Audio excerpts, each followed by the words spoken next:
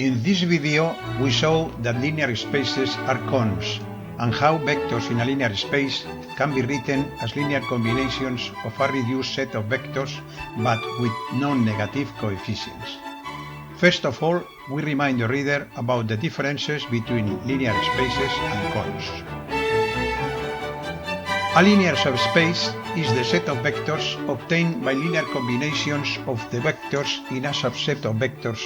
For example, the column vectors lowercase b of matrix uppercase B, that is vectors v of the form b equal to b row equal to row 1 b1 plus row 2 b2 plus dots plus row n bn.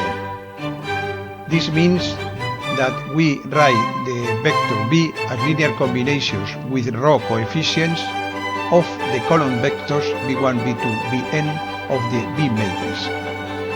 We denote to this linear subspace as B sub rho, where the Greek letter rho refers to real numbers. Next, we define a con. A con is the set of vectors obtained by non-negative linear combinations of the vectors in a subset of vectors. For example, the column vectors lowercase c of matrix uppercase C, that is vectors W of the form indicated in the formula.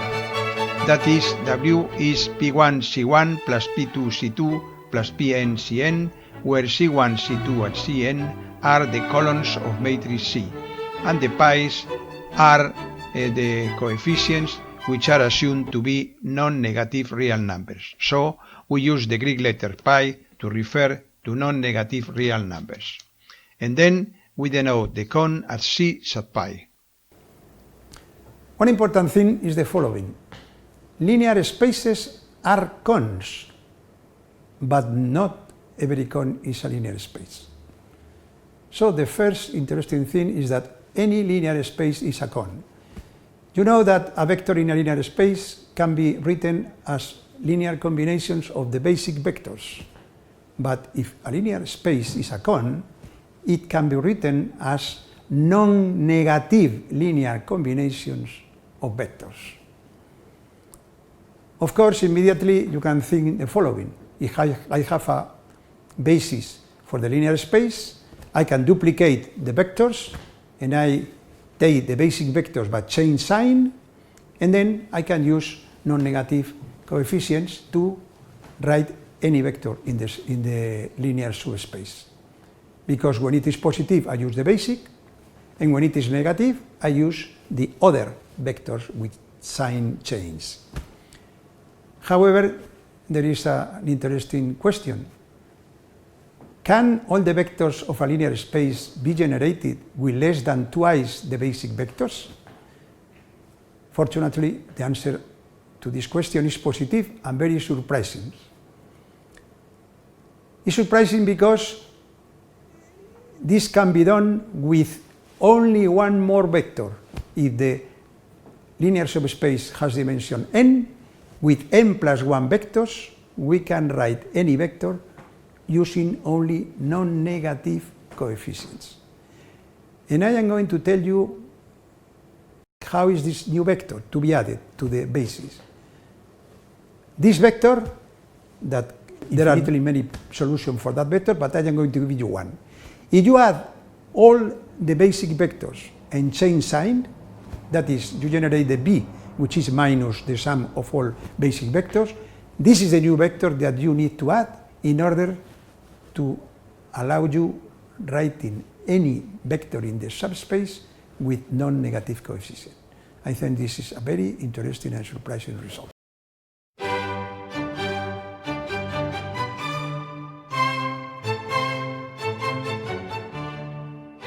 Next, we show how we can obtain the new coefficients, that is, the non-negative coefficients of a given vector.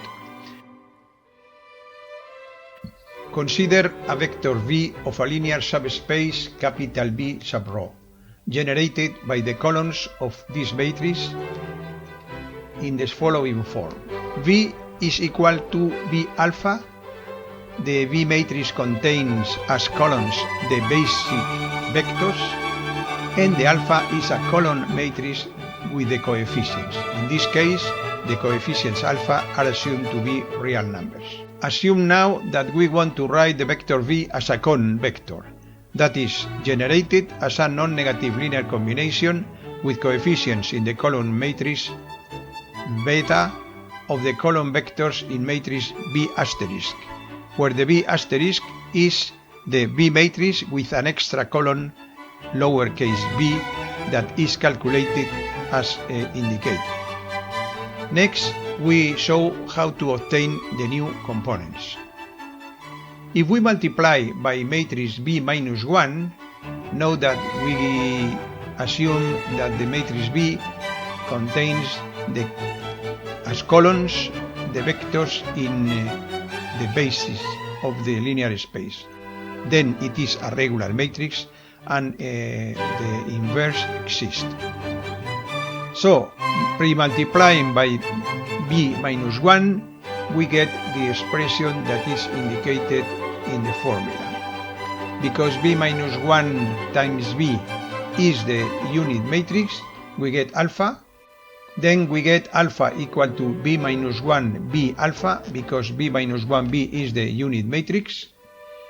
And then we get that b minus 1 times the new matrix times beta is equal to another matrix times beta, and this matrix contains the unit matrix and a column matrix with all ones.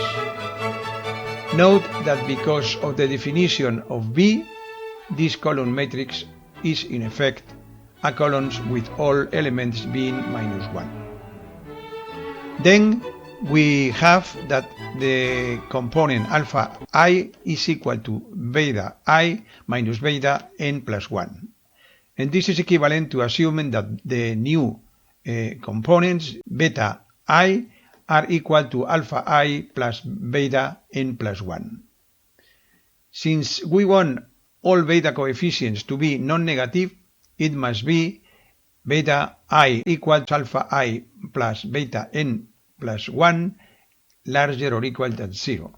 And this is equivalent to assume that beta n plus 1 is larger or equal to minus alpha I for I equal to 1, 2, and n, which introducing the value alpha 0 as indicated implies that beta n plus 1 is larger or equal to alpha 0 equal to the maximum of minus alpha 1 minus alpha 2 minus alpha n, which is equal to the minus minimum of alpha 1, alpha 2, alpha n.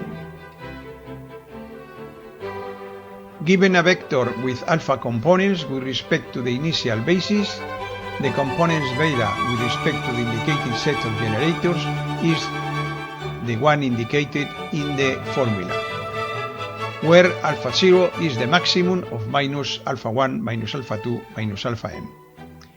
Note that this implies that there are infinitely many solutions, because the beta n plus 1 can be selected with the only condition of being larger or equal to alpha 0. If we desire to have a unique solution, we can force the equality, that is beta n plus 1 equal to alpha 0. And then we have the unique expression given in this slide. We note that at least one of the corresponding new components of the vector v is null. In fact, they are null all components beta j such that alpha j equal to minus the alpha 0 value that we have calculated. To finish this, we are going to include an example. Consider the vector v equal to alpha 1, alpha 2 to alpha 6 equal to 3, 2, minus 6, 5, minus 6, and 2. Then we have that alpha 0 is minus the minimum value of alpha 1, alpha 2, alpha n, and since the minimum value of 3, 2, minus 6, 5, minus 6, and 2 is minus 6, then we get that alpha 0 is equal to 6. Then, using the previous formula, beta I equal to alpha I plus alpha 0, the new components of vector v with respect to the new generator containing the previous basis and the vector sum of all basic vector chain sign becomes beta equal to 9, 8, 0, 11, 0, 8 and 6, where there are two zero components because two of the initial components have as value the minimum value -6. Note that this new vector has one more component than the initial one had. With this we finish video and we expect you to be satisfied with this new possibility of writing vectors with non-negative coefficients.